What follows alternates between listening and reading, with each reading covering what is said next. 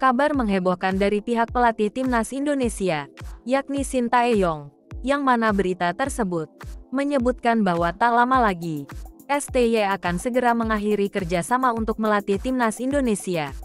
Sekedar info, dari manajemen PSSI sendiri menuturkan bahwa usai Piala Asia U23, Sintayong akan mengundurkan diri sebagai pelatih tim nasional negara kita, karena ada tawaran untuk menangani tim nasional dari negara lain, khususnya dari luar negara-negara Asia Tenggara. Bagi para fans skuad Garuda, ini merupakan sebuah kabar yang mengecewakan, mengingat timnas Indonesia di bawah kepelatihan Sintayong telah mengalami beberapa kemajuan yang secara signifikan. Mulai dari taktik permainan, fisik para pemain, dan juga peremajaan skuad, terbukti mampu mengangkat level timnas Indonesia jadi lebih baik. Berikut ini adalah 3 penyebab coach Sintayong memilih untuk mengundurkan diri dari tim nasional Merah Putih. Yang pertama adalah target yang terlalu tinggi. Pak Erick Thohir selaku Ketua Umum PSSI menuturkan bahwa diangkatnya beliau menjadi Ketua Umum bagi PSSI tak melulu terus nyaman pada jabatan yang dijalaninya. Begitu pula Sintayong, penunjukannya sebagai pelatih tim nasional Indonesia tetap diberikan target yang harus dicapai guna memajukan persepak bolaan tanah air. Target pertama, meloloskan tim nasional senior melaju ke babak 16 besar pada Piala Asia Qatar lalu. Target ini pun sukses dicapai timnas negara kita, usai skuad Garuda mampu menembus tempat ketiga terbaik setelah peruntungan timnas kita terbantu dari laga Kirgistan versus Oman yang berakhir 1-1. Namun, target berikutnya yang diajukan PSSI seolah memberatkan STY untuk kembali eksis menjadi pelatih timnas Merah Putih.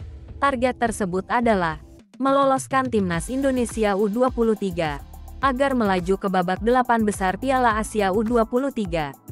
Target inilah yang seolah membuat Sintayong berpikir panjang untuk melanjutkan atau tidak tangani skuad Garuda pada turnamen Piala Asia U23 yang digelar pada April 2024 mendatang. Mengingat lawan-lawan yang akan dihadapi pada fase grup nanti adalah negara-negara unggulan di level Piala Asia, sebut saja ada Qatar, Australia, dan juga Yordania. Sulit memang mengambil pilihan ini, apalagi yang jadi taruhan adalah nama besar Sintayong sendiri. Yang kedua adalah pemilihan pemain yang berlaga di Eropa sangat terbatas. Para pemain yang berlaga di Eropa, yang dinaturalisasi ke timnas Indonesia, bisa dibilang sedikit banyak membantu perkembangan permainan skuad Garuda. Namun yang sangat disayangkan, sebagian besar para pemain naturalisasi merupakan pemain-pemain yang tempati pos belakang. Sebut saja Elkan Bagot, Jordi Amat, Sandy Walsh, Justin Hapner. Tak ada banyak pilihan pemain gelandang. Posisi ini pun hanya ada Sain Patinama dan Ivar Jenner. Pemain winger pun cuma ada satu nama, yakni Rafael Struijk. 7 pemain naturalisasi ini pun dirasa belum cukup cekatan guna hadapi permainan level-level unggulan Asia. Adapun pemain lokal kita yang miliki sentuhan bertipe seorang striker finisher, kini pun dilanda cedera, yakni Ramadan Sananta, yang pada Piala Asia Qatar kemarin harus ditepikan karena kondisi pemain. Pemilihan pemain akhirnya jatuh pada pemain-pemain pilihan yang mengisi timnas U20, akan ditunjuk untuk mengisi timnas U23.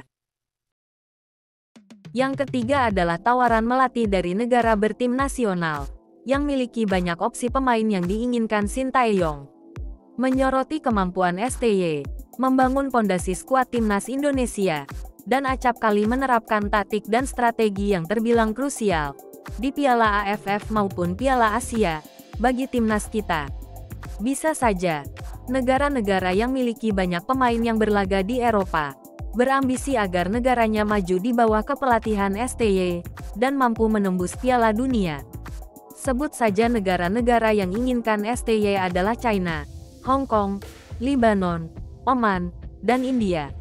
Namun, bisa saja apabila target dari PSSI terrealisasikan, maka Sintayong masih stay, dan tak akan kemana-mana, sampai durasi kontrak baru habis, pada 2027 mendatang. Terima kasih telah menyimak video ini. Apabila ada kesalahan, tulis di kolom komentar.